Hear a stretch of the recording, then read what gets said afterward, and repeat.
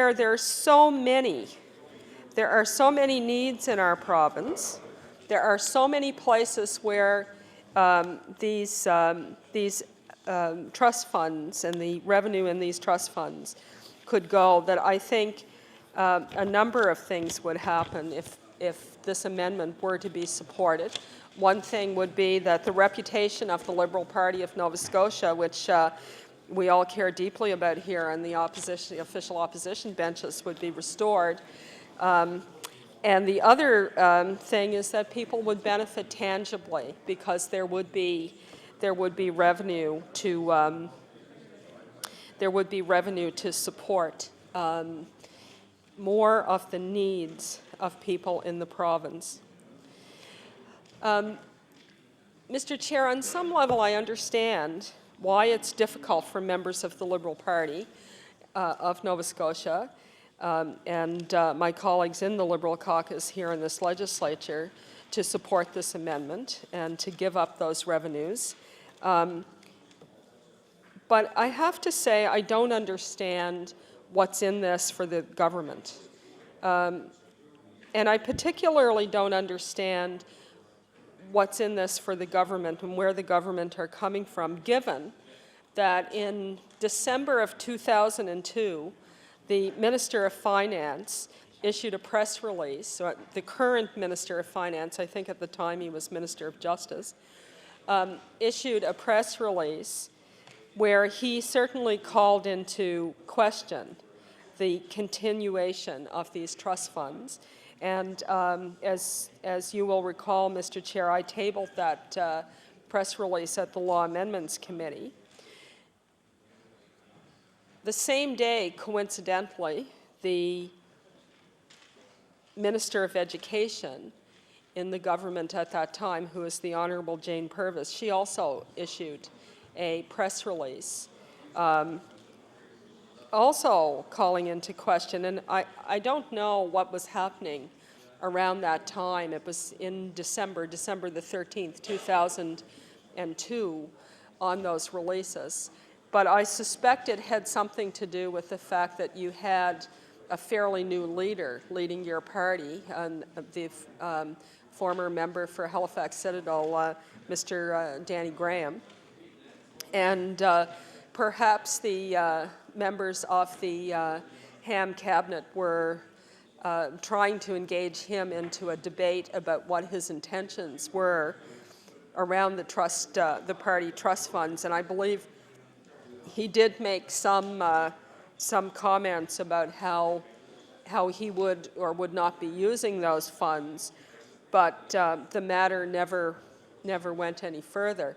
But, Mr. Chair, the content of those press releases would lead one to believe that the government, certainly very senior members of the former government, the Ham government, were not very approving of the Liberal Party trust funds, and were not very happy. Order, please. Order, please. Thank you. The member for Halifax Needham has the floor. Good chair. Good chair. Well done. Well done. Well, you paid the big money. Thank you very much, Mr. Chair. Thank you very much. So I'm puzzled, I have to say, Mr. Chair. I'm very puzzled, and I'm a little disappointed in the members over there for what appears to be, a significant U-turn in the position that they held not so long ago with respect to these trust funds. And I think that there's been a lot of speculation about what has occurred. There's been speculation that there's some kind of a coalition or a deal has been done between the government party and the Liberal Party of Nova Scotia, the two caucuses here, with respect to this legislation, to try to create a more fair or a more advantageous situation for themselves, and to place the NDP at a disadvantage. And I would hope, Mr. Chair, that that wouldn't be the case. I think if it is the case, and if that's even if it's not the case, if that's the perception out there, and I have to say that reading the media, reading the news coverage, story after story after story has sort of left the impression that certainly the perception of our friends in the media who carry to the public the information about what's going on, that certainly is their impression, that there has been a meeting of the minds between the government caucus and the Liberal Party caucus, and with the intention of doing something that will be advantageous to themselves, but not advantageous, in fact, quite the contrary, to the NDP. And I don't know how that fits in with the stated objectives of the member from Lunenburg when he talked about democratic reform and restoring faith in the political process through campaign reform. But it really, I think, is a sad commentary on the way this government, this new Conservative government, although that's what Stephen Harper wants his government to be called, so I'm not sure if Mr. McDonald, the Premier, wants anybody. You're all conservative. Is the minister from Toro Bible Hill saying we're all conservatives now? I want to tell the minister from Toro Bible Hill I haven't been a Tory for quite a long time, and those were days, the bad old days, like when I used to smoke, you know. So there's some habits I've kicked because they were bad habits. They were really bad habits, and and being a Tory was definitely a bad habit, and so it's much better being a New Democrat, I have to say. So, Mr. Chair, I don't have a great deal more to add to the debate at this time. I'm very much looking forward to having an opportunity to speak to some of the other clauses and the other amendments that I'm sure will be in front of us. But I just want to reiterate that if there was any part of Bill 117 that I personally am troubled by and feel is a very regressive part of this bill, then this is it. And it will be a very sad moment if this legislation passes with this particular clause intact, unamended, and institutionalized in this way for people in our province, for everybody to see until somebody else has an opportunity to revisit and do the right thing. So thank you, Mr. Chair. I will take my place. Thank you.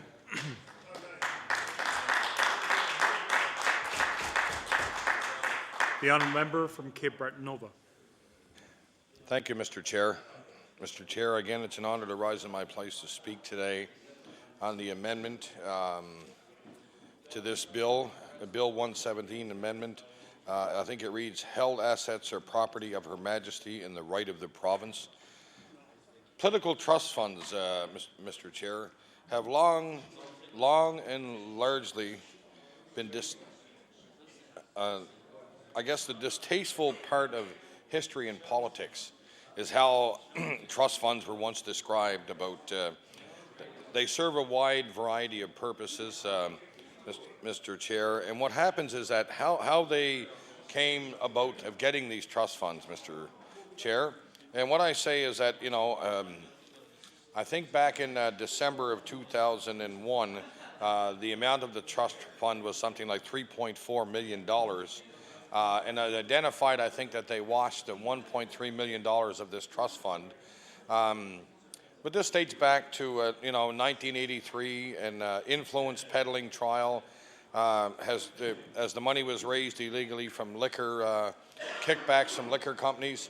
And it reminds me of a story that I was told when I was a young kid, Mr. Chair, about politics. And I remember it very distinctly from this Newfoundland gentleman that told me that they used to get a drive to the polls by the Liberals, drink the Tory rum, and vote CCF. Now, I don't know how true that was back in those days, but that's what I was told as a young lad growing up in the community, that was the old trick back in the CCF days. And I heard stories that standing at number five gate, or at collecting money at the Defco gates with a tobacco can, looking for pennies, the actual pennies. As my colleague from the Cape Breton Centre would say, many of the miners collected pennies in tobacco cans to get this party financed, the CCF. And in my riding in particular, I think the member, the first CCF member of the House came from, worked at the coal piers in Whitney Pier. Mr. McDonald, I think, if my memory corrects me, So again, we look at some of these trust funds over the years. I remember the former Progressive Conservative Premier, Donald Cameron, and I'll quote something that he said back many years ago. Donald Cameron said, "As long as they're going to use this money to run their next campaign, then I'll not let this issue drop. For us to accept that proposition that just because they sent $1.3 million back, somehow that justifies them keeping the remaining millions. The logic just isn't there." That was the former Premier, Progressive Conservative Premier of this province, Donald Cameron, had said that. And I guess he also went on to say that apparently the people raising the funds at the time saw nothing wrong with demanding a proportion of each contract for the party. They got on the liquor side. What would make you believe that they operated any different on any other contracts back in the day? Back in the day, as my son says, back in the day. Looking at where this money came from, Mr. Chair, we wonder, I said, we've heard a lot of debate over Bill 117, and tonight we're debating the amendment. Have the people in the province of Nova Scotia been, have they had their say in this bill? Have they been consulted, or have they had their say? This bill has been before Christmas, rushed through, and we're trying to keep this legislature open with long hours, and hopefully somebody in Nova Scotia is paying attention to us and what we're trying to do. What we are trying to do is bring attention to this bill. And how long, as I said there yesterday in my speech, that I feel that this bill and the amendment that we're trying to do today to dealing with trust funds, I think this here is not what I have aspired to be as a politician. Winning at all costs. That's not what it's all about, winning at all costs. It's about being a good constituency MLA, representing the people that elect you to this House in a positive manner, doing the best that you can in your job for the people that you represent. And I can go on and go back to some of the trust funds in the federal government, and I'll go and I'll look at, I heard a story a long time ago, but an indoor swimming pool for then the Prime Minister of Canada, Pierre Trudeau. That there was a trust fund that was set up, and $275,000 was set aside for a swimming pool for the PM's official residence.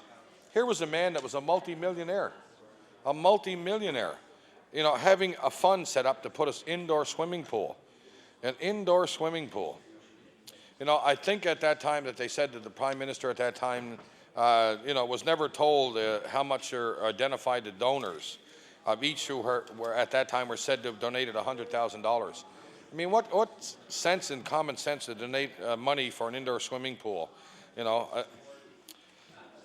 And then we have others say that, trust funds back in the day, as Daniel would say, back in the day, that as long as the funds were created specifically for election campaigns. I mean, now we have an agreement, the alliance is formed here. The alliance is saying that, we're going to let you keep that $3.4 million as long as you don't use it for election campaigns. I mean, I don't know if they have that signed on the back of a napkin or where that agreement is that they're not going to use that money.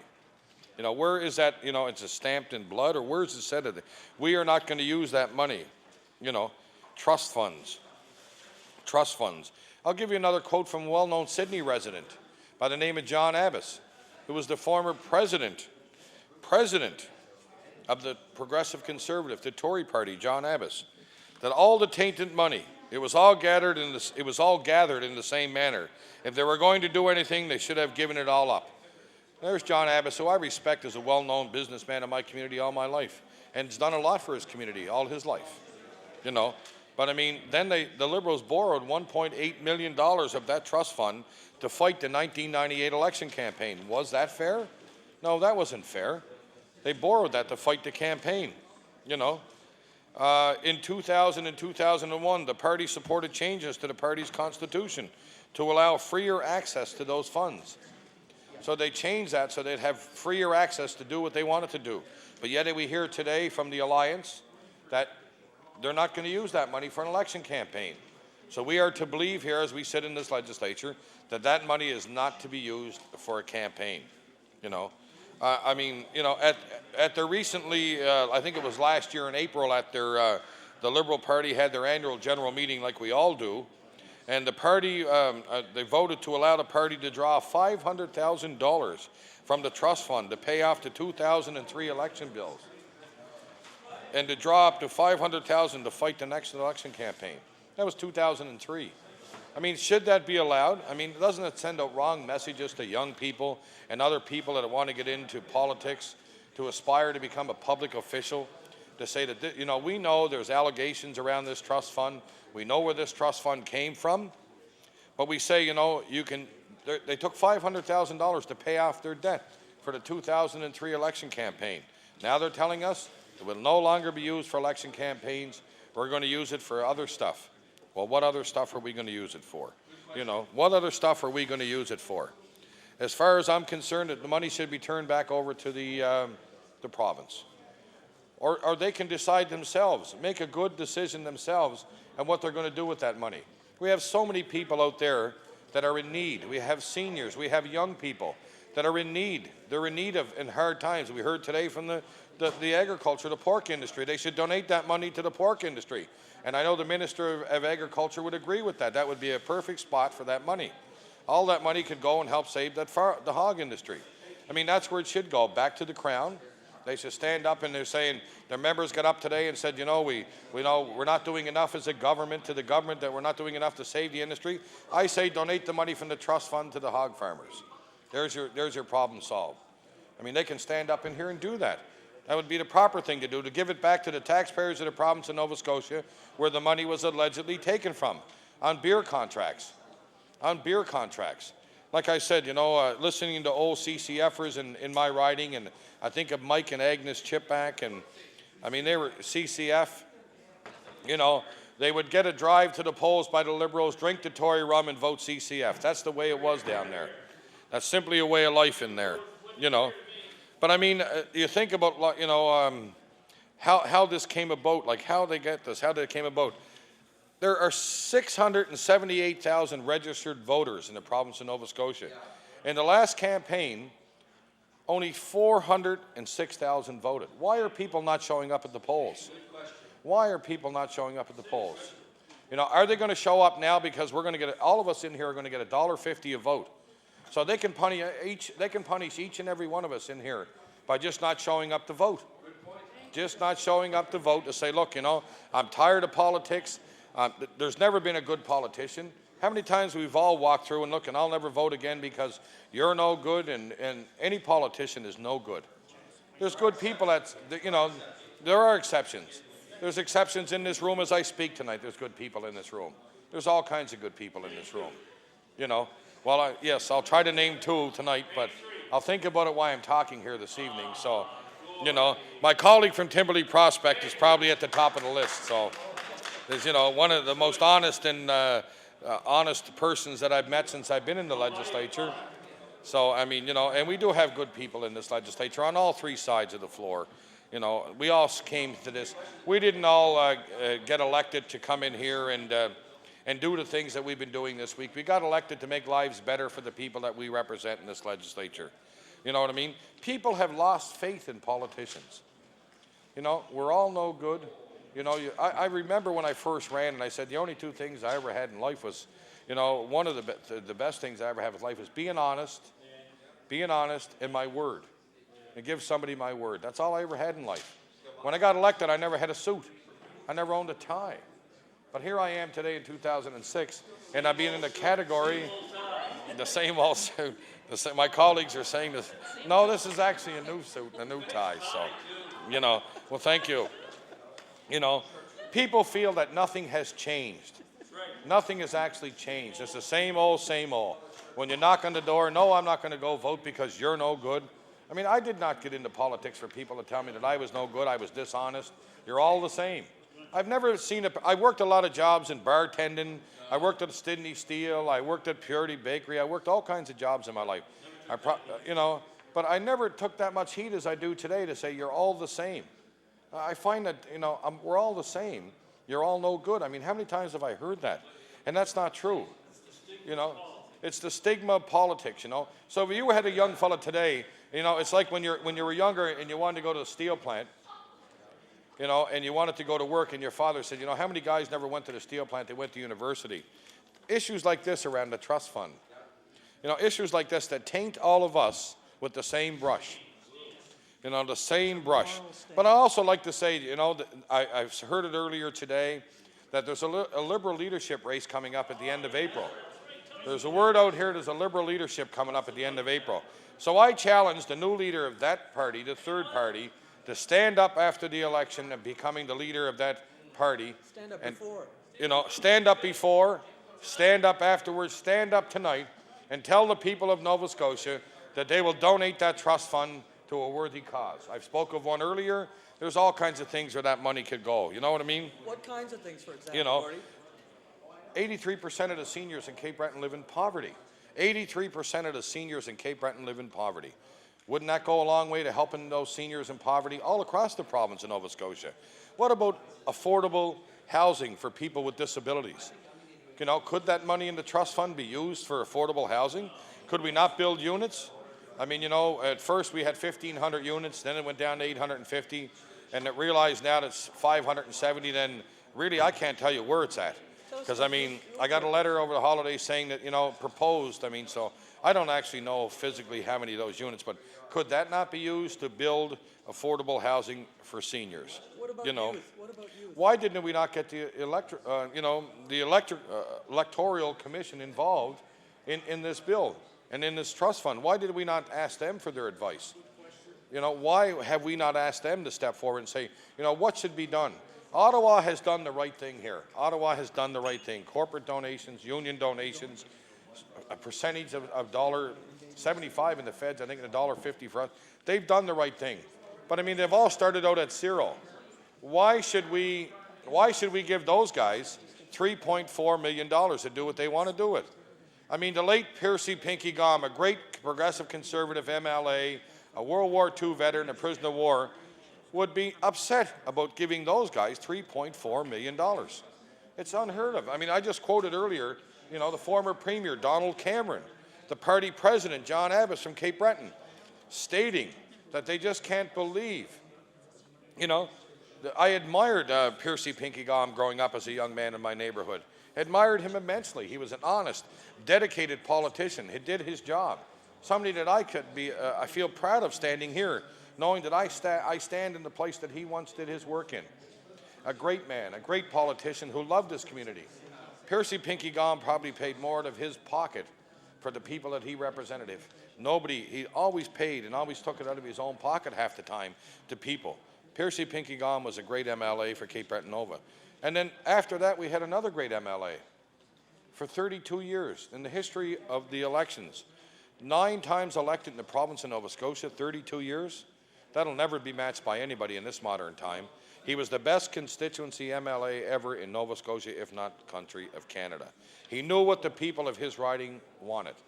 Paul McEwen knew what they wanted, and he knew what to do. You know, I know he knew what he wanted, and he knew what the people that he represented wanted. He was the Speaker of this legislature and did a fine job for many years. But this $3.4 million, you know, let's just get everybody on an even playing field.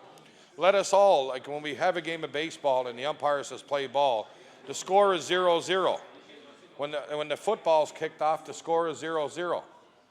When the hockey game starts and the whistle blows, the score is 0-0. Why can't we not start on an even playing field? With all of us in here being at zero. Why should those fellows have $3.4 million of tainted, allegedly on liquor sales, the money? You know, and I said yesterday, and I was confused a bit over saying John A. MacDonald, but you know, Angus L. MacDonald's insurance policy being invested, is that a part of that $3.4 million? I mean, die-hard people of that party say that that money came from the investment of Angus L. MacDonald. Imagine, and they believe that. They actually believe that, eh? You know, this government was given a minority government. And usually when the people of Nova Scotia, the people of a country, or anybody gives a minority government, it means that they're keeping an eye on you. They're keeping an eye on the things that you want to do. They want to keep you in check. If they thought that you were that good, they would give you a majority government. We've had 2 minority governments in this province in the last 2 elections. We have a federal minority government. So why are people so skeptical about politicians? My colleagues across the way, my colleagues over here, and my colleagues in my own caucus are good people. They have the best interest of the people that they represent in their heart when they put their hand and get sworn in here their first time that they're elected. For many years, there's been distinguished careers in here. You know what I mean? Has this been a transparent issue? Has this been transparency in, you know, where this money came from? I mean, you know, the last 2 elections, I mean, the government house lost seats in both elections. So even they should realize that the people of Nova Scotia are watching. You know, when you lost seats in 2 general elections and there's 2 minority governments in the province, realize the people are giving you a mandate, but they're giving you a mandate with a shorter chain. They realize that they're watching what you're doing with your dollars. They're watching how you're spending the money. They're watching how you're earmarking, you know, this is a chance. If we had given the people of Nova Scotia a chance, just an opportunity to listen, we as legislators could listen to the people of Nova Scotia on trust funds, on Bill 117. We haven't given them a chance to listen. We have actually come into this legislature, been working long hours, you know, rammed it through law amendments and decided, well, you know, this is the way it's going to be. How many people have lost faith in politicians, you know? They feel nothing will change. Why should I even vote anymore? I just explained to you a little while ago how the numbers are down in the province of Nova Scotia because people have lost faith in their elected officials. They've lost faith. They feel that government doesn't listen to them, that nobody's listening to them. You know, that we try our best. You know, we do the best we can as an elected official. We work with diligence and we work hard. People work hard in this legislature for the people that they represent. But now they feel we don't listen. And they say, well, how can we listen? I mean, why can't this be an even playing field? Why do we have to let those fellows have $3.4 million in a trust fund where, you know, nobody has clearly said where the money has come from? You know, the wild stories out there, you know, stories of unbelief, you know, to realize that we think, you know, is there something to hide? I don't think anybody gets into politics to hide something. But is there something to hide here in this trust fund? You know, what is it? You know, what about donors? When donors donate to trust funds, when they donate to trust funds, you know, when they donate, what do they expect in return? Is there something for them? And it's perceived that any time that somebody votes, you know, the only reason that they voted was because they expect something. So in other words, the perception out there is that if I give so much money, you know what I mean? I'll give you the story. This is a real good one. This is about Fred Tommy. The place where Matt Minglewood and Sam Moon first started playing music, and Rita McNeil, the 36 Field Battery. This was a club, and John Campbell John sings a song about Fred Tommy. As a young man, I remember Fred wanted his liquor license, and he had it in a privatized club. So Fred Tommy said to me one day, would you mail these 3 letters? And I asked Freddie, I said, we didn't mail the 3 letters. 1 letter was addressed to the New Democratic Party, 1 letter was addressed to the Progressive Conservative Party, and 1 letter was addressed to the Liberal Party. Oh, yeah? So I said to Fred Tommy, I said, Fred, do you want me to mail that? Well, you know, he said, listen, he said, I want to make sure this is a private club, and the only way I can make sure of getting my liquor license, because I don't know who's going to win the next election. So by giving to all 3, I'm assured of getting my liquor license. It's my first lesson in politics. They said that he sent in like $25. And you go back and check the records, you'll see that Fred Tommy, you know, Years ago, back in the 60s and 70s. That's old stuff. You know, I remember when Matt Minglewood and they were called Moon Minglewood and Universal Power was the name of the band before they broke up, and I've heard them as a young man. Yeah, no, not before my time. I was the president of Fred Tommy's, so I can't say that. So I mean, I just think that there's a lesson in politics. Like I said earlier, watching men down at the gate. You know, I always used to go down the gate on Wednesday at payday at Sydney Steel and watch them sell a newspaper called the Highlander. I used to get 2 cents for selling the Highlander down there. But there was men down there with little cans collecting money for the CCF. And I didn't know what the CCF was at that time. But realized that, you know, they were collecting money to start the grassroots organization of this party. You know, that's where it came from. And I remember the old slogan was, vote CCF, vote for yourself. I never forgot that. You know, vote for yourself, vote CCF. You know what I mean? Like, in other words, so here we are today, you know, 2007, a new year just started, and the same old thing. Do I trust my politician? You know, nothing's ever going to change, you know. How do we restore faith in politicians? What do we do to restore faith in elected officials in the province of Nova Scotia? How do we restore faith? You know, how do we do it? The last few days have been absolutely wild in the media, but how do we restore faith that we are good people? Our aspirations are to do the best thing that we can for the people that we represent in this legislature. Nobody's got in this politics to hurt anybody, to do anything, but I feel that, you know, this trust fund, it has to go. This trust fund, it has to go. I don't understand, like Dr. Mike Laffin, another great progressive conservative member of this House. Great guy, Cape Breton Centre. Do you think that Mike would be standing in his place? These guys had integrity. They had integrity. Yes, he did. These guys had integrity in this legislature. These guys had integrity. And I mean, I just read earlier from Donald Cameron and John Abbas. These guys were great men. I don't know what has changed from the 60s and 70s to where I stand in my place today to realize that nobody trusts politicians. How do we get faith in politicians, you know?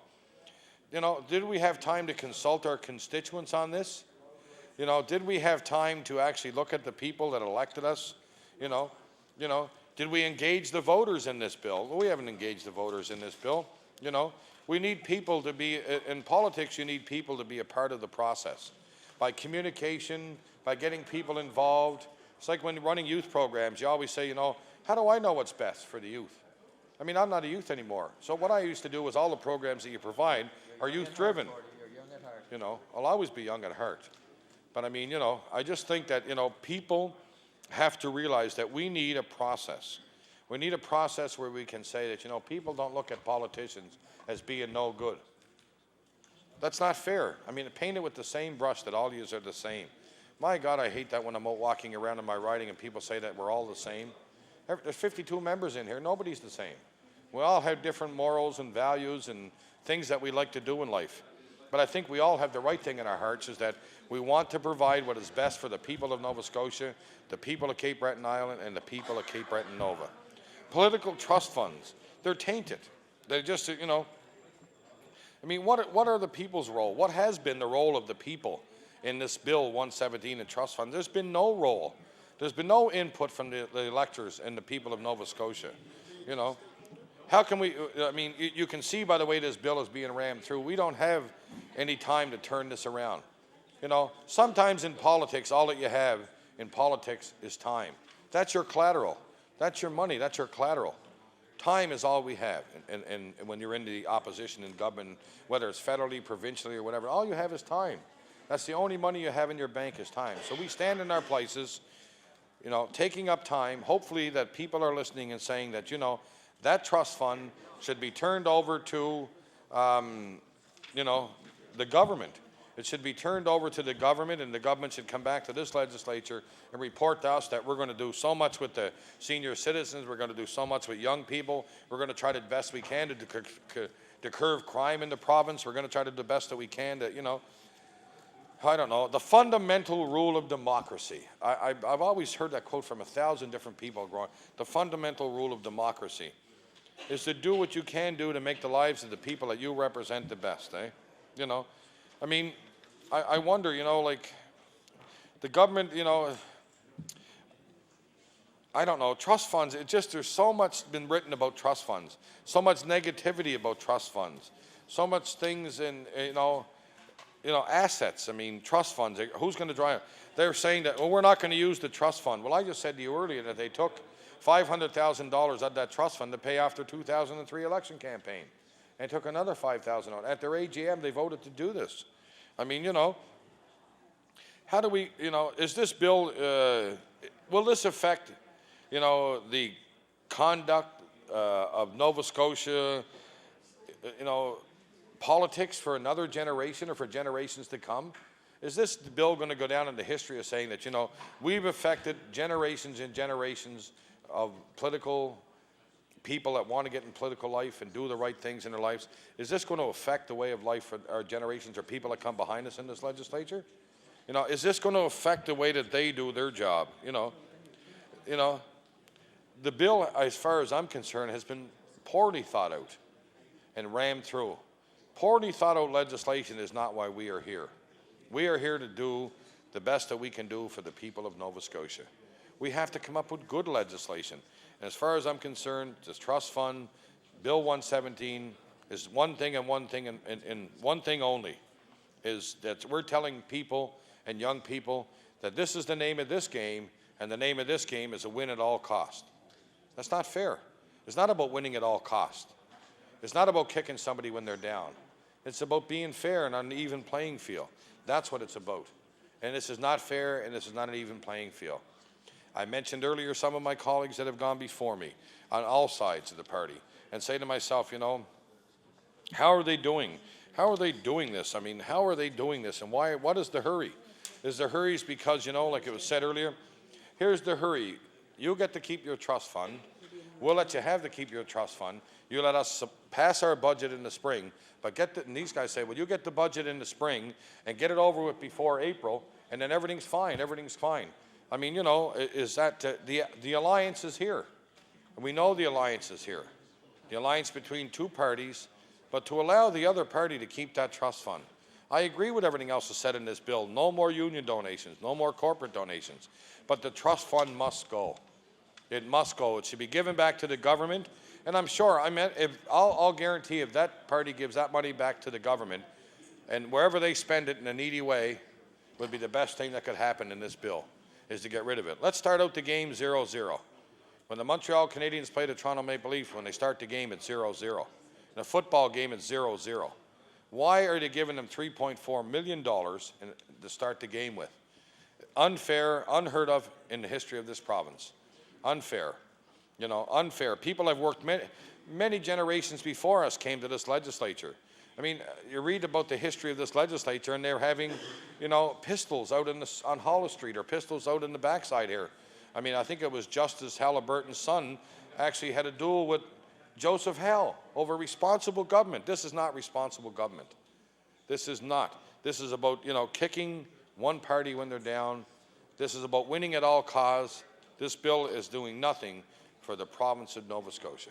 It has done nothing, and it will continue to do nothing, I mean, I say, and you'll get arguments from the third party to say, but I mean, as far as I'm concerned, political trust funds, have a long and, I guess, distasteful history in this country and in this province. So do the right thing as legislatures. Let us get rid of the trust fund. Let us do the right thing. Give the trust fund to the needy of the province of Nova Scotia for affordable housing, for people with disabilities, for senior citizens. Give that $3.4 million to those people. Make sure that they can use it. I'd agree with that, but I have no, to say why. When, do we debate this bill? There's only one party that's been in this legislature debating this bill. It's been this party. Nobody else has gotten up on either side here to debate this bill. But when people don't turn out to vote, so remember this when again we see the trend of people not turning out at the polls to vote. Remember this bill, and remember why they're not turning out. If you want to punish somebody, just don't go vote. Don't go to the polls and vote. You know what I mean? I'm fortunate. I'm very fortunate. My riding is one of the few ridings in Nova Scotia where actually the turnout went up by 5%. 70% or 71% of the people turned out to vote in Cape Breton Nova. You work hard, you provide the people with with, you know, honest representation, good representation. But I say Bill 117, you know, assets should be, you know, the property of Her Majesty and the right of the province. Isn't it nice to have that done? Wouldn't that be nice that we made that, you know, the property of Her Majesty and the right of the province? The province can decide what to do with that money. I know myself, if I was constantly badgered, and that's all we've been doing is badgering and going on here about, you know, this bill. And I agree, union donations, corporate donations, that's fine, and I'll say it again for the last time. The trust fund should be given to Her Majesty in the province of Nova Scotia, and the province can decide to do whatever they want to do with it. You know, do whatever they want to do with it, but get rid of that tainted money, alleged tainted money, and let's do the right thing. And there's 52 seats in this legislature, and there's 52 good people that work in this house. So let's have some common sense, do the right thing, Mr. Chair, and give that money back. And I thank you very much for your time.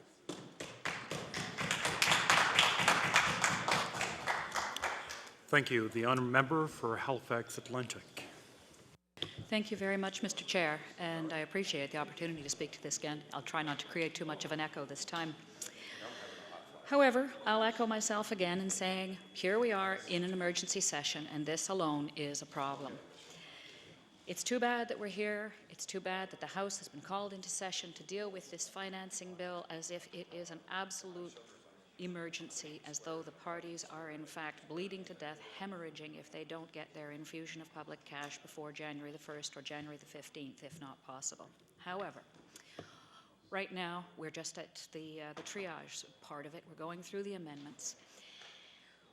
And we're stuck with an emergency. And all we can do here is try to make the best of a bad situation.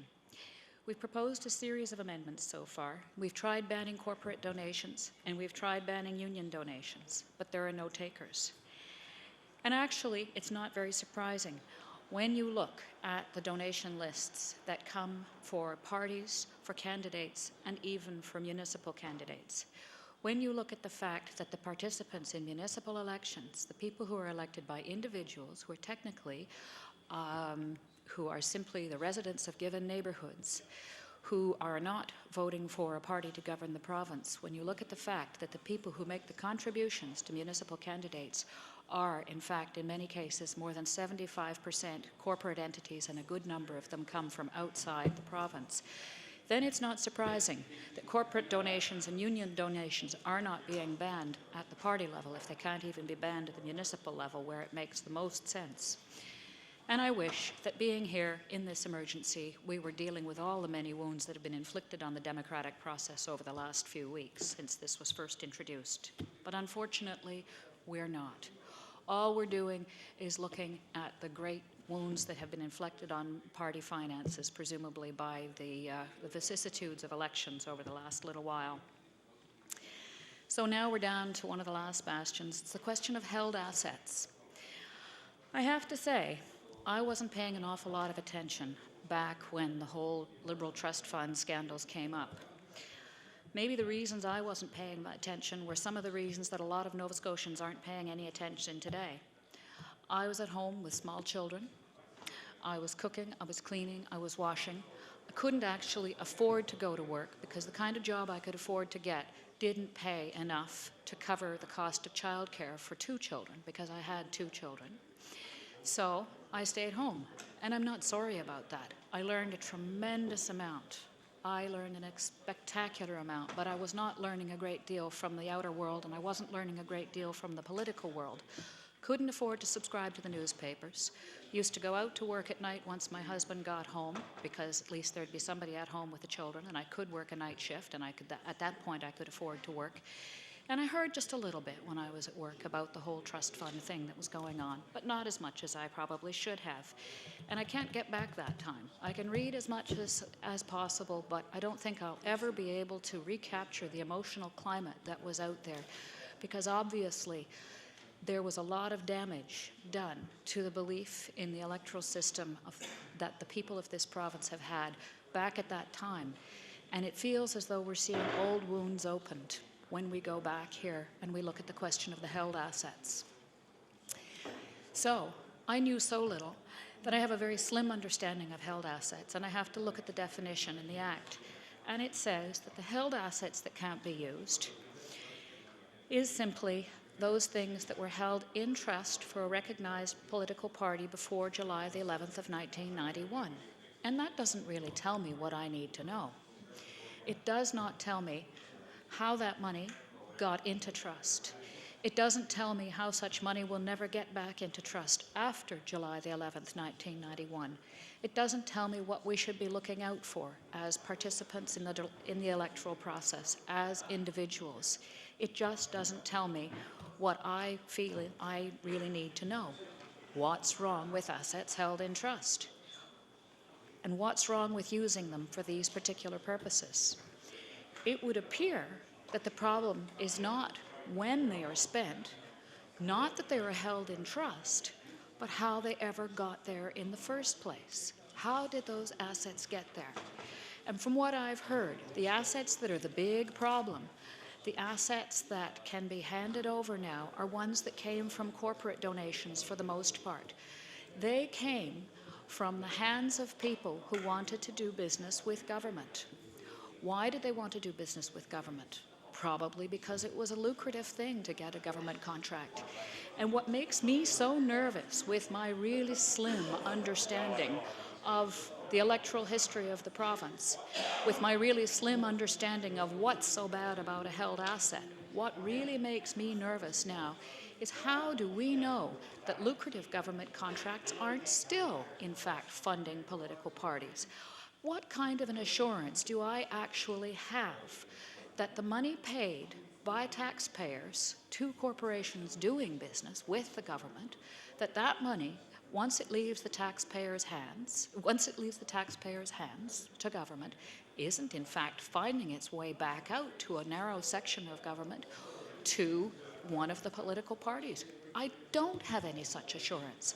And unless we are in a position to really wean ourselves all off corporate donations, off those kinds of assets, then I don't think I'm ever going to have such an assurance. And I don't think that there are an awful lot of people in this province who actually believe that they can have such an assurance. People are horrified. They are absolutely horrified when they hear about some of the contracts that have been given out untendered at far, far, far more than market value, or when they hear about businesses, entities which for some reason are not paying what we assume to be their corporate share of responsibility to the taxpayers, paying their share of taxes, whether it be property taxes or otherwise. And when those same corporations end up making donations, that's really scary. They're not held assets. They haven't been in trust since before July the 11th, 1991. But what are they and where are they going? And as long as taxpayers are paying for contracts at more than fair market value to any government, and that the people who get those contracts are contributing back to a political party, then potentially we have the kind of big problem that we have on our hands. We have the kind of lack of faith that the people of Nova Scotia have been showing because they're staying away in droves. They are not going to the polls. Why aren't they going to the polls? Maybe it's because they don't think that their voices, their individual voices, are going to be heard very loudly. And when you've got funds, available funds, going from one central party association to an individual candidate, large numbers of dollars, any party, you have to wonder where they've come from. And as long as they can't be properly accounted for, then we are always going to have a crisis of faith. And we are always going to be trying to bandage up the public faith in the electoral system of this province. I wish I'd been paying more attention back then. I really wish I had been reading the newspapers and following every minute detail of what was going on at this point, because maybe then I'd have a better understanding of why we're here. My children are practically grown up now. I mean, they are grown up. Here we are, 20 years later, more than 20 years later, looking at this and finally saying, well, perhaps this money, that money which was proven to have been gotten through what? Offer of consideration, I guess. Perhaps that money is not, in fact, appropriately used in elections at any level. I have got some real concerns when I try to tell people that I don't find that, because I actually have to say that I have received political donations from individuals, and I haven't had them from, to the best of my knowledge, from numbered companies. And I'm really concerned when I see these anonymous companies making donations. Numbered companies have been making donations into the very, very, very recent days, and they've been making them to both provincial and municipal campaigns. Why do I keep harping on that? It's because if you want to run for election to school board, you have to resign your paying position with the school board. And if you want to run for federal office as a provincial politician, you will have to resign your seat. But if you're a municipal politician and you want to run for provincial office, you don't have to resign your seat. You have that as a springboard. And potentially you have behind you the springboard of all the contributions from numbered companies, from party politicians, and from very, very few individual electors. All those things are a part and parcel of the campaign that you wage for provincial office. And I think that's a problem with our democratic process as well. I would like to say that contributions, all of these things, we know that there are large amounts of money which have been proven to have come into the hands of some of the political parties through questionable means. And we know that there are other large sums of money which are still lying around, and they have never been proven to have come from questionable sources. But unfortunately, the question remains, and as long as that question remains in the public mind, it certainly has been lying in the public psyche for a long time, perhaps it's going to be difficult to do anything about healing people's trust in the political process in this province. How do we go about healing Nova Scotians' faith in their political process? Perhaps we can do it by encouraging transparency. The old adage that he who pays the piper calls the tune seems to be fundamental to this process. And people will continue to believe that if the person who pays the piper is anonymous, cannot be found or identified, is hiding behind a string of numbers or out of province, or is even has even given their money so long ago that the source has been just about forgotten in the mists of time, people will continue to believe that the person paying the piper is somebody whose money is worth more than their own vote. And we want the people in this province, as I have said before, we want the people in this province to believe that their check in the ballot box means far, far more than anybody's check to the pockets or the coffers of a political party.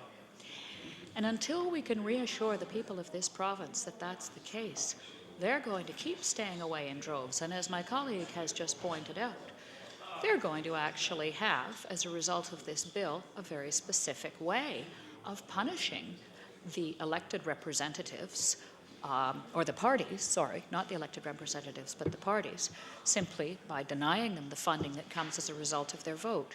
And that's really too bad. I thought we were trying to encourage people to participate. We're discouraging them. We're discouraging them more and more.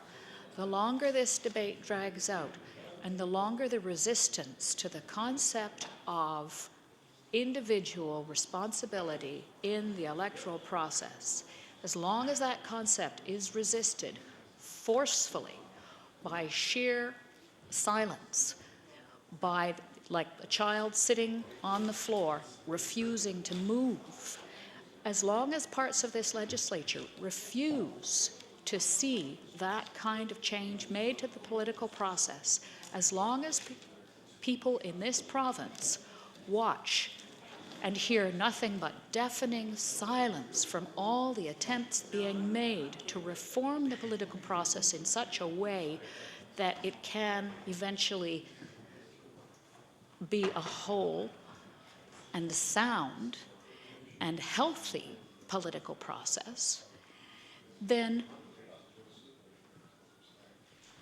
we are, in fact, wasting precious resources.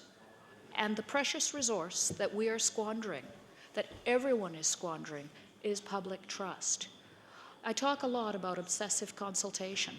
I talk a lot about people's belief in planning exercises, the enormous amounts of time that they will invest, and citizens will invest enormous amounts of time in planning process. They will find the way to leave work, leave their children at home, take their work or their children with them, and go sit in on a planning exercise or a round table and put in what's called their 2 cents worth and participate in the consultation and the democratic process. But my Lord, you should see the disappointment that comes when you have a room full of people who have unanimously spoken against something and it goes ahead. The sense of betrayal, and that is squandering goodwill. That's squandering the health of the democracy. That is what we need to heal. We cannot afford to have this process continue to just lose blood at the rate that it is doing. And in other ways, it's losing blood too, because I've heard the word embarrassment used quite a few times over the last week, and I have certainly felt embarrassed. I didn't intend to become a politician. That was never my intention. And when I was first asked if I would consider being nominated, I said no. And I was asked again, and I said no a little bit more tentatively. And I mentioned it to friends, a couple of friends. And when I found that they didn't look at me with absolute revulsion and horror, and they said, well, yes, they would still respect me if I did this, I thought, well, perhaps, and that's what I said, perhaps, if you can't find someone else, then I'll do it. But I'm embarrassed, and losing blood is exactly what is happening to the political process here. Throughout all of this embarrassment also is costing us the possibility of really, really good people wanting to participate in the democratic process. People who go to sit in consultations and roundtables and they put forth their ideas, and at best they're recognized as a citizen said such and such. And they have spent intellectual capital and time, and most of all, emotional energy, and often some time at the parking meters or on the bus, and you'll hear some amazing stories about the kinds of lengths people will go to participate in these things. Those people, if they're rewarded for their participation at a small level, will in fact think about participating at a larger level. And that's what I think we want to have happen.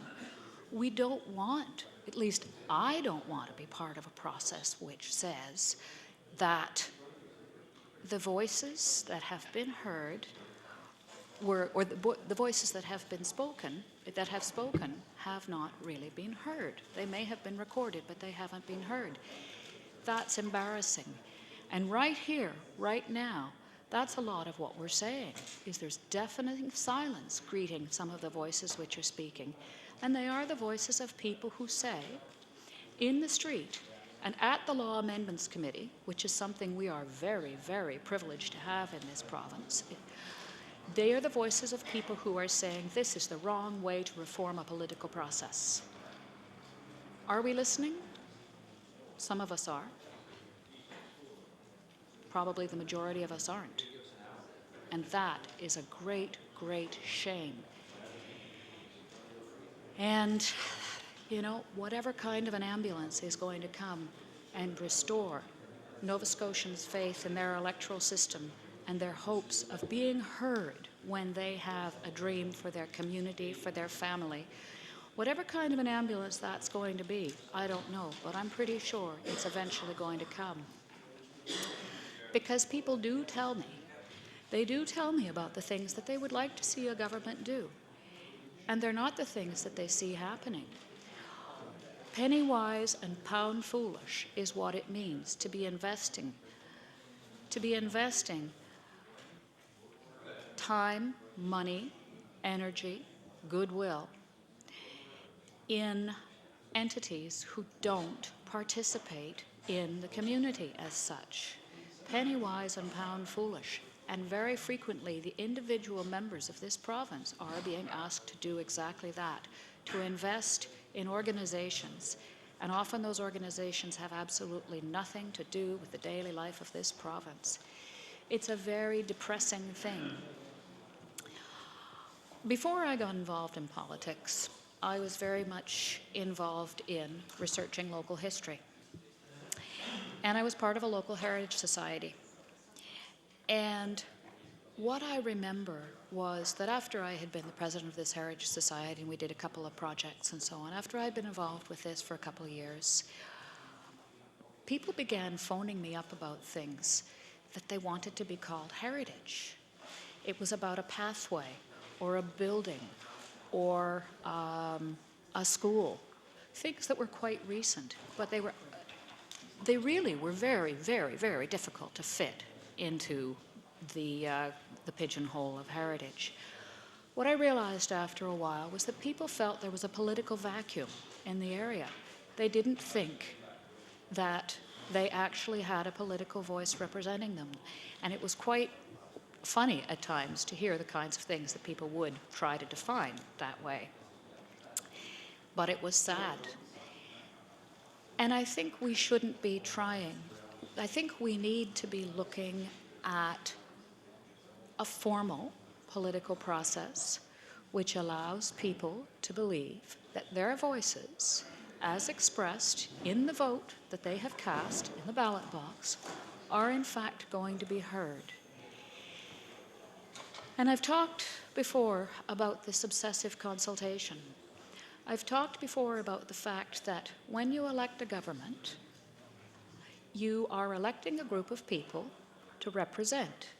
They're not all the same person. They represent different geographical areas. They represent different sectors to some degree. But each geographical area is composed of a number of different interests, and it ends up with one representative. But that representative does, I believe, have a responsibility to represent all of the people who exist in that area. If they have a need to express something, then they should in fact be able to express it. And if the individual voices of the electors at any political level are being drowned out by the voices of non-participants, then the individuals are seriously, seriously being disserved.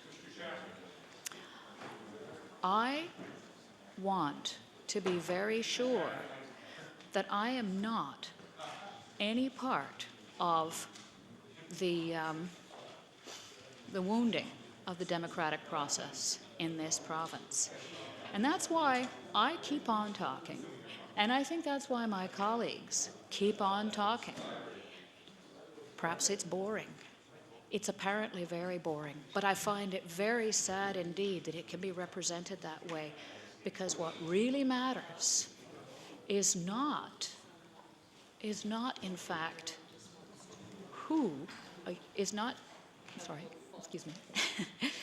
what really matters is in fact who the representatives are, how well they can be trusted to hear, integrate, present the views that they hear from the groups and from the individual constituents in their area. That's the fundamental decision. That's the one that really matters. You should not have the specter or the constant, perhaps not a specter so much as a circus of constant consultation, of constantly running back to the electorate saying, what do you think, what do you think, what do you think about this traffic sign, what do you think about that? In fact, there are times when consultation is appropriate, but it's not appropriate all the time. And if a government has been elected which trusts itself to be genuinely representative of the people who've elected it, it's not going to feel quite so compelled to keep running back for formal consultations. Perhaps such a government can trust itself to be approached, to be addressed by the members of the electorate, can trust itself that its electors haven't just plain turned off. So if a government, in fact, feels that it has been elected through a genuinely democratic process, then perhaps it actually involves less work at the end of the day and a more efficient government. It's an idea. I'd toss it out in any case. But there is, as I said, a time for consultation. And the time for consultation is when you're talking about changing the rules, changing the system, changing the protocol by which the representatives even get into the room, by which the representatives are chosen, by which the people are able to decide who is liable to hear them most fairly, present their cases most fairly, and have a fairly balanced judgment. Take away from people the chance to decide those criteria, and they really have been stripped of their ability to participate in the process. And that's what's happening here. That is absolutely tragic. Those are terrible wounds being done to the democratic process in here, if it's allowed to continue. And I hope that it will not be allowed to continue, because as long as people do not know who the participants are in the process, who are the other voices, often very loud voices, voices that can pay for billboards, voices that can distribute glossy pamphlets over an entire large area. Whatever those voices are, they're big voices. They can pay for communications campaigns that are very expensive. And they're the kinds of voices that are not wielded by individuals who are in fact electors. And the electors know that. They know there's somebody out there who's speaking. Somebody who's speaking very, very loudly, but in another room. Somebody who is in many ways casting more ballots than any one of them can. And here we are in this room bringing forth the proposal that we should get rid of anonymous and non-individual donations, that there shouldn't be those shadowy entities, those very, very large entities behind the government, that the government should be listening to the voices of the people who elect. And here we are, watching and speaking to absolutely deaf ears, it would appear. Watching as those deaf ears continue and don't hear the wounds, don't hear what's going on while the democratic process is dragged out of here in need. Mr. Chair, I'm going to take my place, and thank you very much for listening.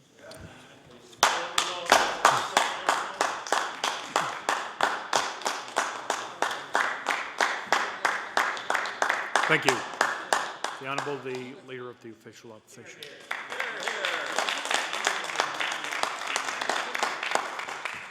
Thank you very much, Mr. Speaker, for the opportunity, or Mr. Chairman, for the opportunity to rise this evening in committee and to talk a little bit about this amendment and why we think it's important, an important amendment that should be accepted by government. I think everyone in the chamber understands that we've been here now a couple of days, and the purpose for which we are here is to try and elicit from the government some understanding of the points we've been trying to make with respect to this piece of legislation, and why we believe that as it is constructed now, it simply does not do the job that the people of Nova Scotia would expect of us as legislators. In fact, I think, to be fair, Mr. Chairman, and I know, and I think most people are here know that that this legislation for people who are trying to deal with their daily lives, and I'm sure you saw, like as I did, that today the report of the Minimum Wage Board came down recommending a 46-cent increase in the minimum wage, and people who are trying to deal with issues like that because they're too poor to put food on their table don't really see this kind of legislation as having much effect on the way that they live their lives. And if you're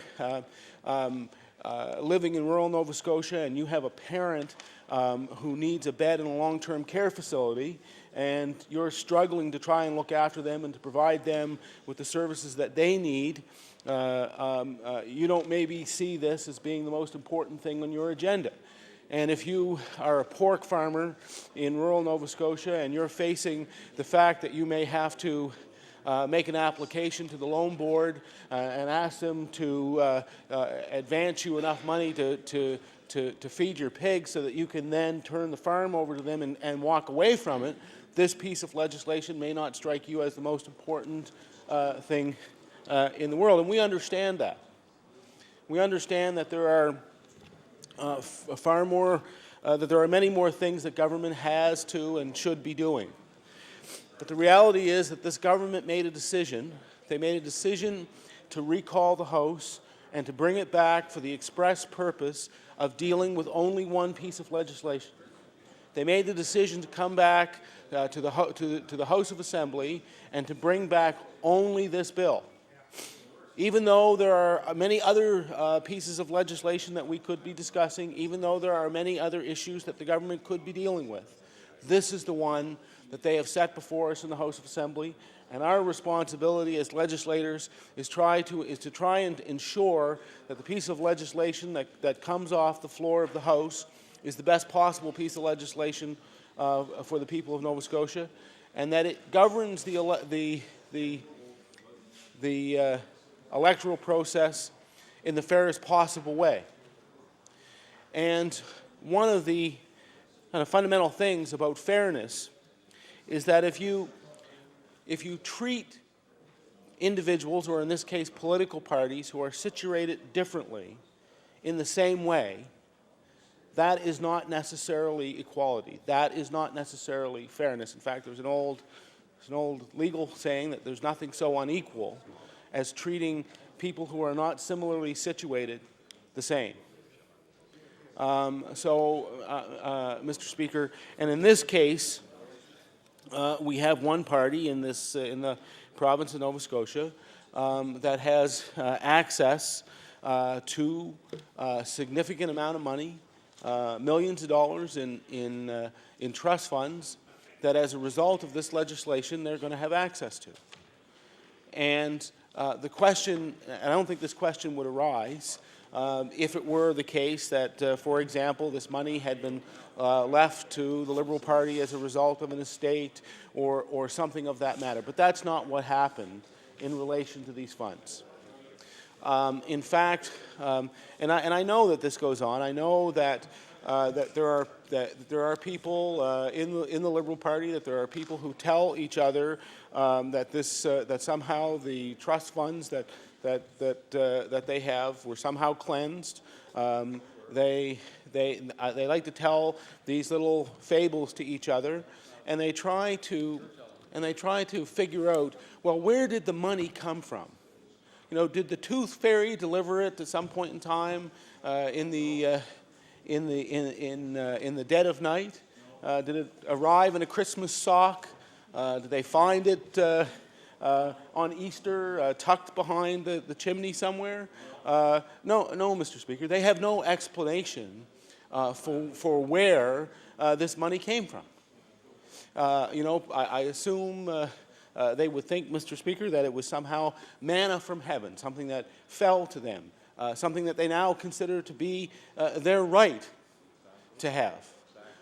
And you know, Mr. Speaker, the reality is, and I hear the member from Cape Breton South, and he says, "Oh, you're not going to stop us from getting in," and that may well be true.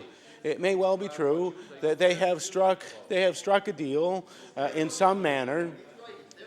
They've struck a deal in some manner in order to make sure that they get access to these funds, and it upsets many members in the third party. It upsets them to hear the fact that there are people in this province. I think all the members who sat on this in these benches in my caucus, and I would say a fair number of people who sat in the seats on that side of the House, who do not believe that when money is raised as a result of a kickback scheme associated with the liquor distributors of the country, that this money, and no matter how many years ago it was, it does not matter. The effluxion of time does not affect the fact that the money was raised in a kickback scheme that was contrary to the laws of the country. It does not matter how much time goes by. No amount of time can make that right. And Mr. Chairman, it is one of the reasons why people have, I think, came in large part to the New Democratic Party of Nova Scotia is because on issues like this, we just simply set a higher standard. We said that we were not prepared to accept money from unknown sources. We were not prepared to accept for the financing of elections money that was raised through an elaborate kickback scheme involving liquor distributors in the country. That was not something that we were prepared to live with, and it's not something that this House of Assembly should be prepared to endorse. And I've said this before. I said one of the reasons why we bring forward this legislation is because we should not be in the business of endorsing activities that, if they were fully disclosed, would be seen to be contrary to the laws of the country. And I think would be not only that, I think more importantly, Mr. Speaker, or Mr. Chairman, would be contrary to the native sense that Nova Scotians have about what is fair and what is not fair in our province. And you can strip away all of the rhetoric. You can strip away all of what people ask about, the facts around the criminal trials that were held and the convictions of McFadden and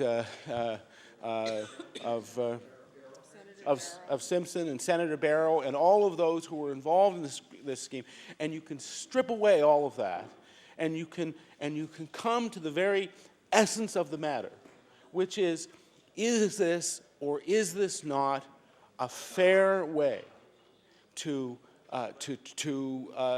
treat people in this province, a fair way to conduct elections in the province? And I think that most people would say that this is simply not fair. And so what we have tried to do is to reflect in this amendment what we think is one of the basic issues of fairness with respect to this procedure. I don't believe that, and in fact I believe that there's a good number of people in the Liberal Party of Nova Scotia who would also, and I know they did, because I remember George Hawkins. I remember him standing up and talking to, I think, the members of convention. I believe I remember hearing audio tape of him being booed at the convention for bringing this matter forward and saying that this was an albatross that hung around the neck of the party and that they had to deal with it, or how could they be trusted again? And that is, I think that is a legitimate question. How is it that the party itself can be trusted if it is not prepared to deal with an issue such as this? And I expect I'm actually hopeful, Mr. Chairman, that when the members of the third party gather in convention, I believe it's going to be in April, to choose a new leader, that there will be someone among that group who will stand above the rest and say that their leadership will be committed to ridding the party of this money, and we can only hope that. Pardon me. I know that for many people in the province, they understand that the conduct of elections, for it to be fair, the parties have to have an equal chance to be able to raise money from contributors. They have to have an equal opportunity to be able to campaign. They have to have an equal opportunity to be able to run their offices. That all of these things are issues of fairness. The reality is that after this legislation passes, the Liberal Party will have access to these trust funds for the operation of their offices over and above, and this is the important element here, Mr. Chairman, this will be over and above the money that they will receive from the taxpayers of Nova Scotia. The taxpayers of this province, all of us who sit here in this House, all of our constituents will not voluntarily, will through their taxes chip in to pay for the operations of the political parties that contest the elections in this province. All of them will.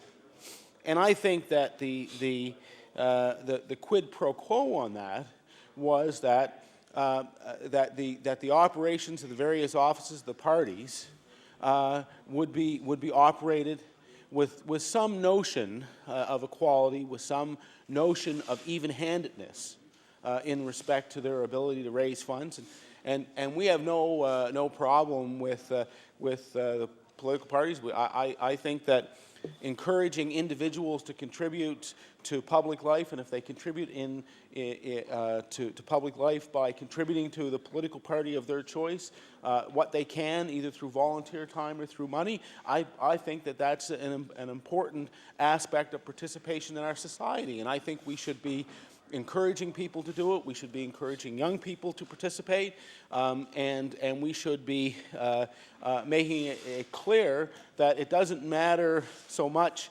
which political party you join or you participate in. Obviously, we'd prefer it if you join and participate in ours, but if you have a different view and you decide to participate in a different party, that's fine. And if you decide to contribute to another party, that's fine. And Mr. Chairman, you know we've already put forward an amendment with respect to who shouldn't be able to contribute. That being unions and businesses. These are parties that are made up of individuals. They are made up of people. And surely it makes sense that it should be individuals and people who contribute to make sure that those parties continue to operate and to function. And that's the very simple basis on which we put forward the position that in those circumstances that should be who fund the parties. But unfortunately for us, Mr. Speaker, the government did not see the wisdom of those particular amendments, and so we've now had to move on to the second element of what is fair and what is not fair, and that is the whole question of what is being called held assets.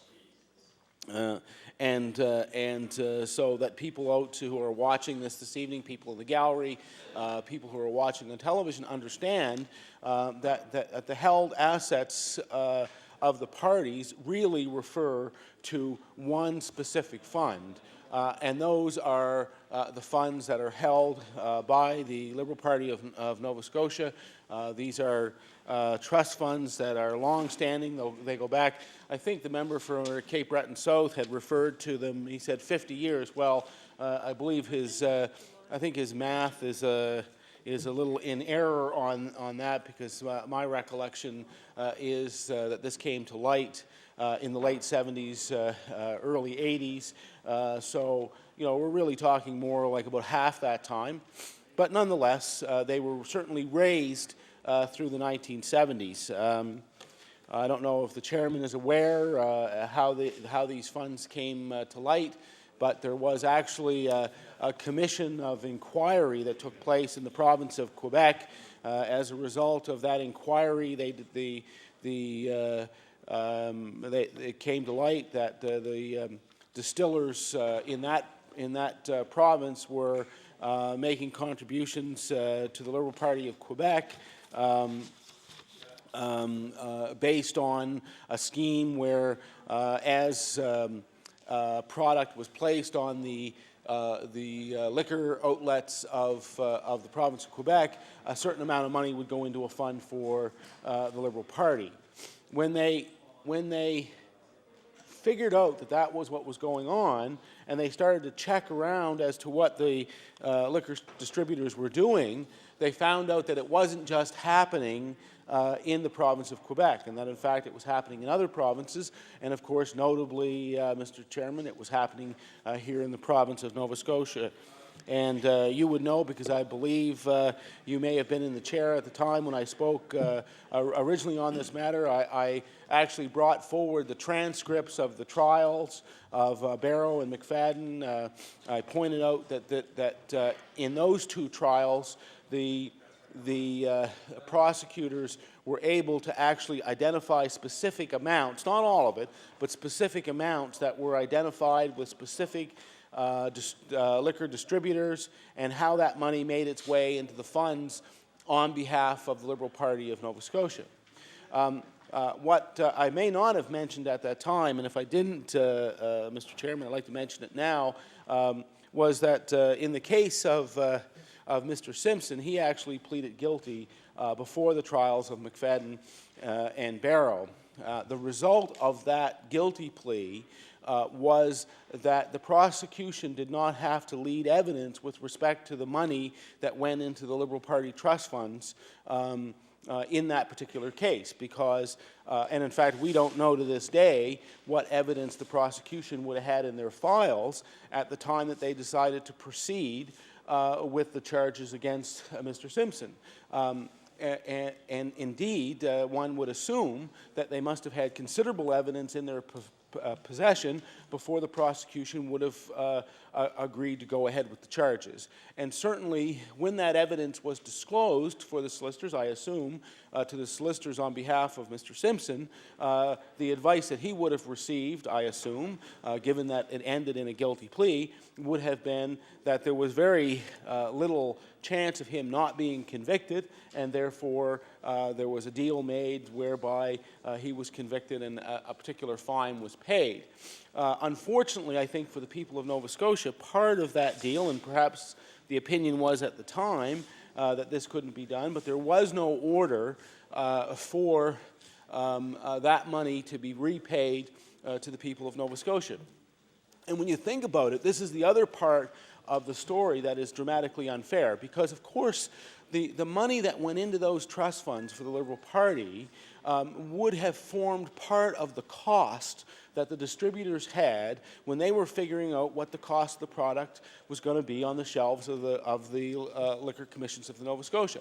Liquor Commission of Nova Scotia. So, because it was part of the cost of doing business, that would have got that cost would have been passed on directly to the people of Nova Scotia. So, in effect, the money that went into those trust funds came from, not just from liquor distributors, but came directly from the people of Nova Scotia.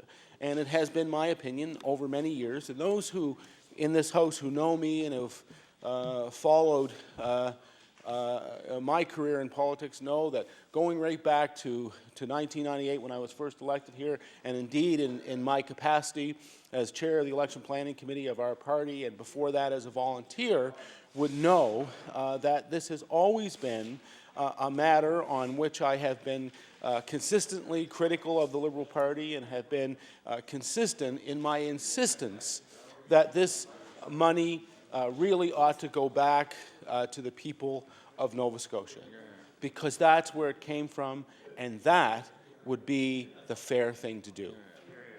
Mr. Speaker.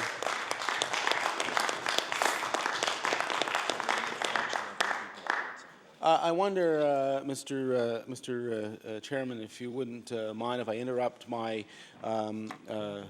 deliberations with respect to this particular matter long enough to be able to make an introduction of some people who are in the gallery. Absolutely. Mr. Chairman, I'd like to introduce to you in the gallery joining us this evening is the 1st Cole Harbour Scout Troop.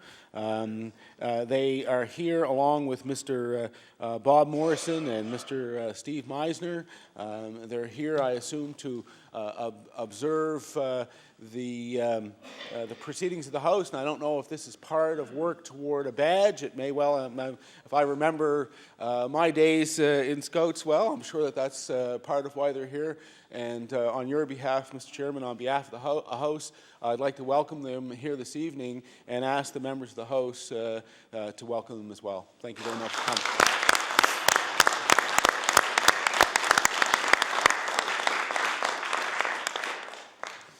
So I'll move back now, if you don't mind, Mr. Chairman, to the point that I was making, and I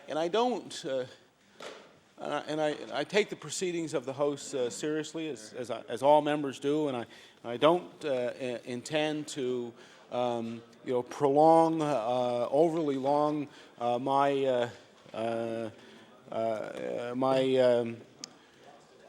speech this evening on this matter. I think that the point that I've been trying to make is well understood by the members of the third party, and I want to go back to revisit something that I know that the member for Richmond said on the original debate, and I want to revisit it just for a second, because I remember him standing up and talking about him being a member of the Liberal Party since he was a young man and participating. I think he said from the time he was 14, and about the honourable people who participate in the Liberal Party and in the work that the party does. And I want you to know, Mr. Chairman, not only on my behalf but on behalf of all of our members, we have absolutely no doubt about that.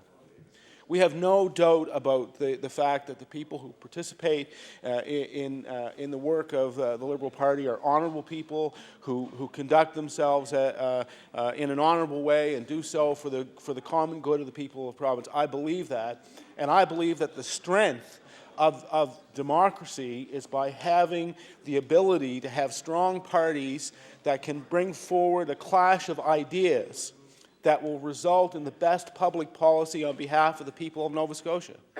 Mr. Speaker, I believe that because I believe that when I'm not just a new Democrat, I am a Democrat, and I believe in the democratic underpinnings of our system. Mr. Speaker, I want the member for Richmond to know that. I want the members of the party to know that.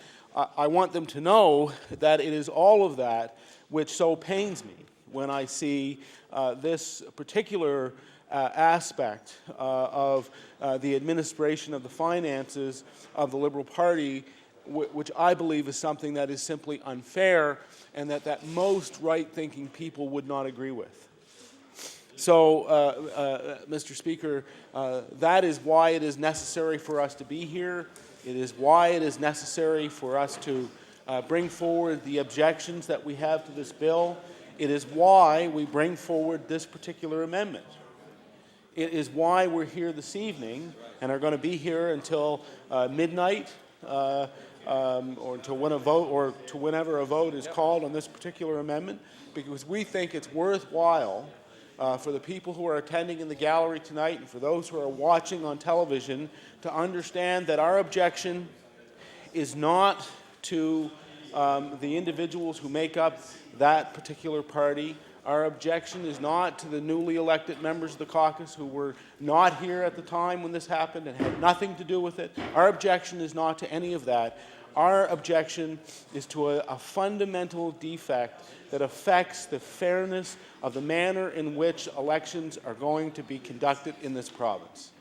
That is why we are here. That is why we have chosen to make sure that there is a full airing of the clauses of this bill so that we hope that we can prevail upon the members of the government, or for that matter, the members of the third party, who at some point in time would simply take it upon themselves, Mr. Chairman, to stand up in their place, the government House Leader or the House Leader on behalf of the third party, to simply raise their hand and ask for an opportunity to speak, to indicate that they are prepared to accept this amendment. It could be easily done. We could pass this amendment and get on with the rest of the business of the bill, and there's not that we don't have additional things that we want to talk about in the bill, but this one, this particular one, is one of considerable importance to our caucus. And I remember when it was a matter of considerable importance to members of the opposite caucus. And I remember back when the Conservatives sat on this side of the House, and I sat virtually next to the Minister responsible for Service Nova Scotia. I remember when the government House Leader stood up and made passionate speeches on this side of the House about how it was the responsibility of government to ensure that they treated their citizens fairly. I remember those days weren't that long ago. And I think that if they reflect on what they said in those days, and if they reflected on how they felt about being in opposition, about their roles in holding government accountable, they would understand clearly why it is that we are here this evening, and they would understand more particularly, Mr. Chairman, the reason why this particular amendment ought to be passed. And I can only prevail upon the good common sense of the member for Truro, the good common sense of the member for Lunenburg. They were here. They remember what it was like, and I'm certain. I believe. I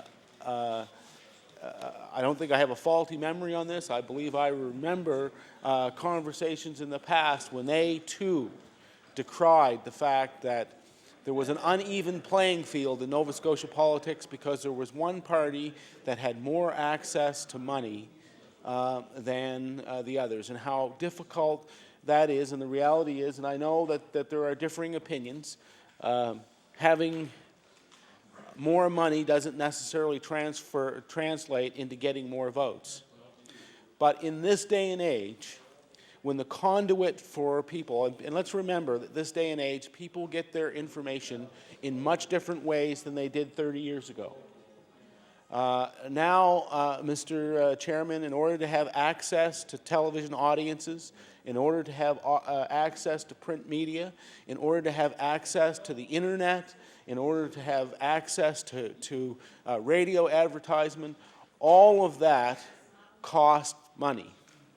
And that, in large part, Mr. Chairman, is how people get their information. It is about how they make decisions. They make decisions based on the information that they receive through the various channels of media. I don't dispute that there are some people who go to great pains to go to the websites and to go to the party offices and to go to the constituency offices of the various parties and candidates and ask for information and ask for platforms and ask probing questions and to try to determine who the best possible candidate and party is for them and their constituency. I don't dispute that at all. But as I pointed out earlier, in fact, when I stood up to speak this evening, there are many people here who have, in this province, who have far more pressing issues, who are trying to feed their families, who are trying to heat their homes, who are trying to take care of loved ones who need access to nursing home care. There are people who are struggling with health issues and trying to get the care that they need. There are people who are struggling with economic issues, who have debts, who don't have employment, and for those people, the additional burden of trying to completely inform themselves about the platforms of political parties, as much as they might want to do it, is likely not a reality. so they depend on the information that they receive through the various media channels, whether it's television, radio, print, or the internet. And what money does do is give you access to those particular media. And I want you to, if anybody thinks out there that you can go to a radio station or a television station and say, look, run these ads for me and I'll pay you as soon as I can, scrape together the money, you're kidding yourself, because I can tell you that not a single solitary word will be transmitted in any media without the money being put up front in advance. That is just not the way that it works. It's just not the way it works, Mr. Speaker. So having the access to money allows you to have access to the media, which allows you to have access to the people of the province. And that correlation is undeniable. It is just simply a fact. And I know that people will say, and I know that perhaps the members of the government will say, and I'm sure they find themselves in a very odd position, having to defend this particular piece of legislation, given that I know how critical they were of the use of the trust funds by the Liberal parties in the past. So I know that there must, be a part of them that, well, Mr. Speaker or Mr. Chairman, they must just shiver with a sense of self-loathing over having to support. Maybe that's too strong. No, maybe not. On issues like this, where they find themselves supporting legislation which they know in their hearts really isn't fair. I also know, Mr. Chairman, that they, at some point in time, may say, these guys are not going to get to use this money for electioneering purposes because we've defined in the bill what it is they can use the money for and what they can't. Well, this is a little bit of balance sheet bingo. All they do is take the money in on one side, account for it on one side, and then shift what they're otherwise not going to use for the operation of the party into the election account, and then they can use it for the election. So it's not a very difficult thing to do. It's pretty simple. And who is going to be standing there to enforce this legislation? Who is going to be able to tell what money came in through what sources and what made its way over into the election accounts? It is going to be extraordinarily hard to try and police, Mr. Chairman. So they are setting up a system that in and of itself is going to have very little in the way of controls on it, and in the end, I don't believe that anybody's going to be able to track which money was used for election purposes and which money was used for the purposes or operations of the party offices. Just give you an example, Mr. Speaker, Mr. Chairman. The party goes and takes out a line of credit, and you can imagine the amount: $50,000, $100,000, and for that security, they use the trust funds that they have, that they now have as part of this legislation. That money gets used in an election year for the purposes of financing the election. Over the next number of years, who's to say how that line of credit gets paid off and where that money comes from? Because the trust money comes into the party office for the purposes of, the operation of the party, and the line of credit gets paid down over the non-election years. The money itself was actually used in the election. It would be very, very difficult to tell which money coming out of the party office came from public financing, which money came from individuals, which money came from unions and businesses, and which money came from the trust funds. Virtually impossible to tell. So, so the idea that the party won't have access to the money for the purposes of fighting elections, really, if we're honest with ourselves, is laughable. They will, of course, have access to it for the purpose of elections, and I fully expect that that's the manner in which it will be used. So, Mr. Chairman, that is why we bring forward the legislation that we have this evening. That's why we bring forward the amendment. We're working very hard to try and to prevail on our colleagues here in the House of Assembly to see the rightness of the reasons why we bring forward the amendment. I ask the members opposite to consider what we've had to say seriously. I ask them to consider the fairness aspects that I have set out here this evening. Indeed, I ask the members of the third party to consider whether or not they truly believe that this legislation is fair. And I asked, Mr. Chairman, that when this matter comes to a vote, that the House pass this amendment and make this bill better for the people of Nova Scotia. And thank you very much for my opportunity to speak.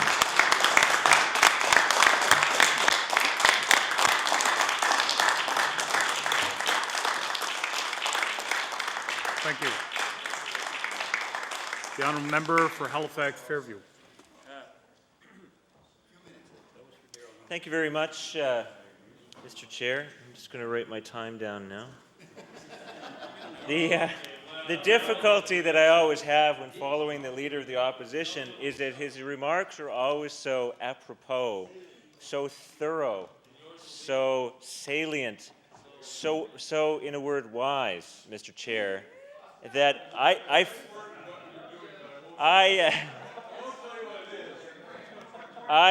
find myself in the position of having to throw out half my speech, which means that I only have about 4 hours of material left.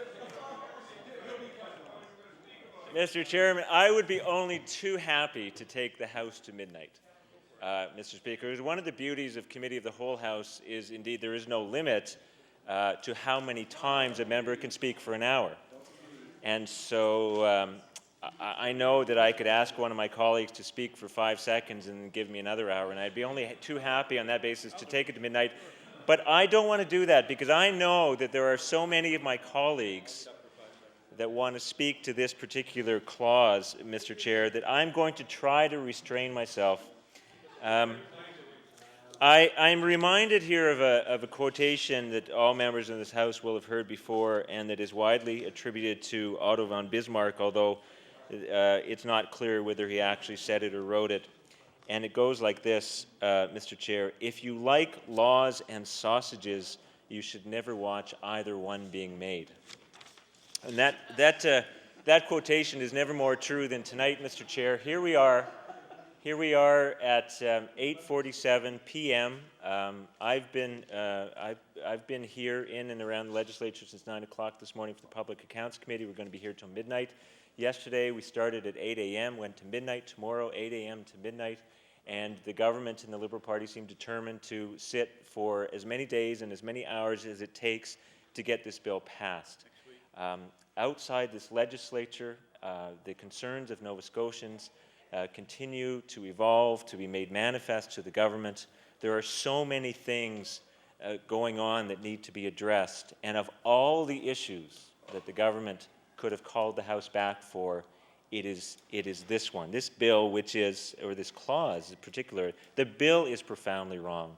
But if there is one clause of the bill that is most profoundly wrong, it is this clause, Mr. Chair. And that's why I feel very strongly and very passionately about the fact that we need to stand up, even though it appears the government, with the support of the Liberal Party, has the numbers to have this bill pass, even though it appears to be just a matter of time until this bill passes.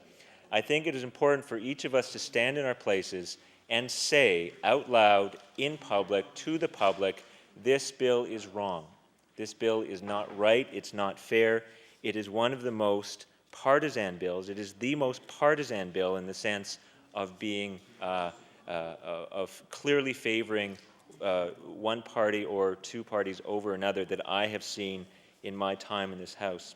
And as I said yesterday, Mr. Chair, I think one of the things that's most interesting about this bill and this clause is that it is so manifestly wrong and so manifestly unfair that it contains within itself the seeds of its own destruction. Future governments cannot possibly allow this law to stand. If the deep thinkers on the Conservative side of the House and their advisors had left well enough alone, then it is possible that the status quo could have been maintained and the existing system could have been allowed to stand. But since they have not, since they have felt the need to propose to this House such a manifestly wrong and unfair bill, it is now inevitable that a future government will make the necessary changes to restore the balance. And so when that happens, the members who are currently sitting on that side of the House should remember that they're the ones who set the wheels in motion, because there will be limits on donations to political leadership campaigns. There will be real limits on donations to political parties. And the trust funds will be eliminated, Mr. Speaker. Their use for any political purpose at any time will be forbidden. We know this to be true. It will happen. It's just a matter of when. And now that the government, with Liberal support, has set the wheels in motion to tip the scales, we know that the scales will be tipped back at some future time. This is not a happy day for this legislature. I heard my colleague, the member for Halifax Needham, say something very similar in her remarks as well. This is not a day when the legislature is covering itself with glory because we are doing something that is so profoundly wrong. We are taking money that was largely raised through a scheme of kickbacks in Nova Scotia in the 1970s, and we are legitimizing that money, giving it the seal of approval of the legislature, and saying it's okay to use that money. Mr. Chair, it is scarcely believable that any government would propose such a measure. It is scarcely believable that any government would call a special sitting of the legislature to deal with this one measure. It is scarcely believable, particularly when one looks at the history of the funds. So what I'd like to do over the time that I have available is to look at the facts. I am convinced that when the members of this House, on all sides of this House and all parties, are put in full possession of the facts behind these funds, that it simply will not be possible for them to vote for this particular clause to go forward, that indeed that members, once they are in possession of the facts, will feel compelled to support the NDP amendment to the clause, which very simply, in layman's terms, would eliminate any possible use of these trust funds for political purposes at any time in the future. Because let me say before I get into the specific facts, there should be no doubt that this bill is directed to the Liberal trust funds, although I think the technical term for them these days is the segregated funds. They were trust funds at one time and are not now. The bill is written in neutral language, and it says held assets means funds or assets held in trust for a recognized party before July 11th, 1991, and includes income earned on those funds or assets. Well, there is only one party that holds those kind of funds. Of course, that is the Liberal Party of Nova Scotia. So even though the bill speaks in supposedly neutral language, it applies to any party holding such funds. We know that as a matter of fact, there is only one recognized party in Nova Scotia holding such funds, and that's the Liberal Party of Nova Scotia. So there should be no doubt about which funds we're talking about. And it sets a cutoff of July 11th, 1991.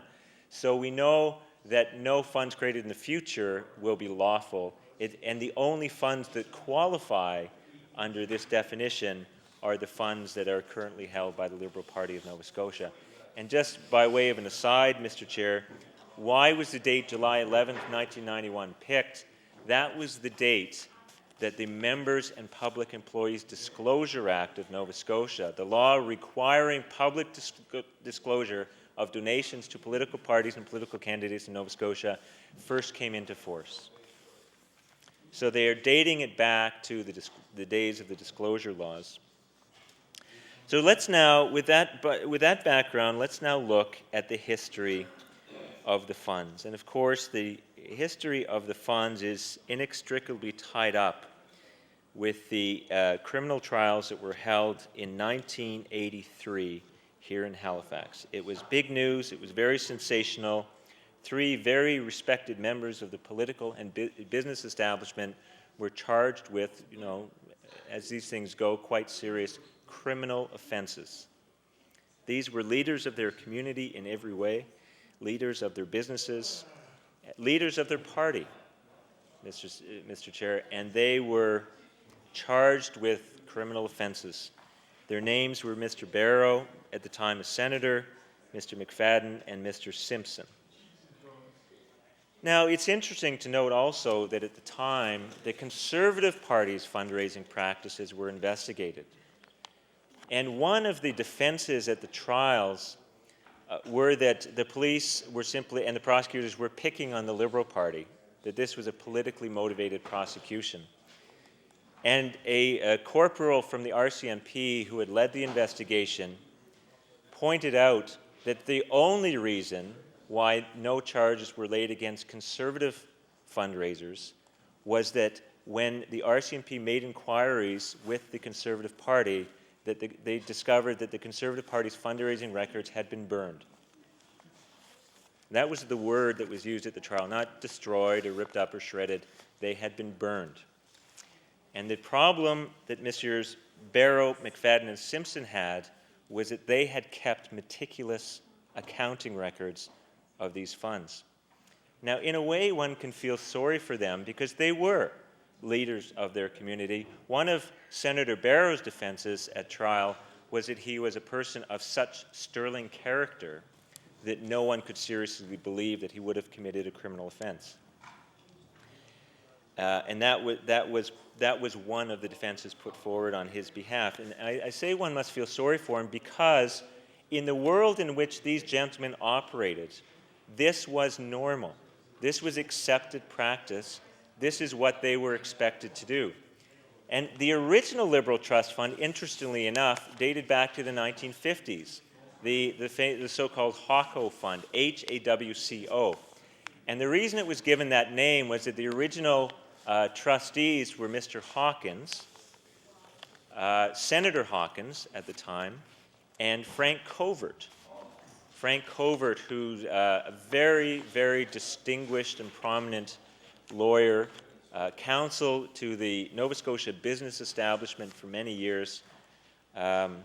So Hawkins and Covert became HAWCO. Now, in his memoirs, Mr. Covert talks about the creation of this fund. And he says that the reason the fund was so large and it grew so well was simply because it was well invested. But the mystery about the HAWCO Fund, which doesn't appear to have originated in liquor kickbacks, is that it is never clear, not even in Mr. Covert's memoirs, about where the original amount of money came from. Who donated it, who gave it, who staked the money to get this fund started. And I have no trouble believing that once that original deposit was made, that it was wisely invested and it grew. However, the source of that money, the original source of that money, is to this day unknown. Now, last sitting, in the fall sitting, I got myself in a little bit of trouble by calling